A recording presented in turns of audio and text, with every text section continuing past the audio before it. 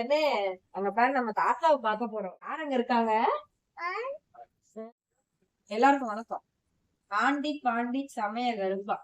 நீங்க பாண்டியாவுக்கு பானகிரி மேலமலையில கழுங்கடி எல்லதத்தை உட்கார்ந்து இருக்கிற இவருக்கு என்னைக்குமே கண்கட்டு கிடையாது. இந்த கடவுளை கட்டுனவனும் கிடையாது. மதுரை ஜில்லாவுல இருக்க ஒவ்வொருத்தனையும் அரசனா உட்கார வச்சு பாப்பாருங்க எங்க பாண்டி. ஒரு பாட்டில் சாராயம், ஒரு கட்டு சுருட்டும், ஒரு கறி விருந்து வச்சு பாருங்க.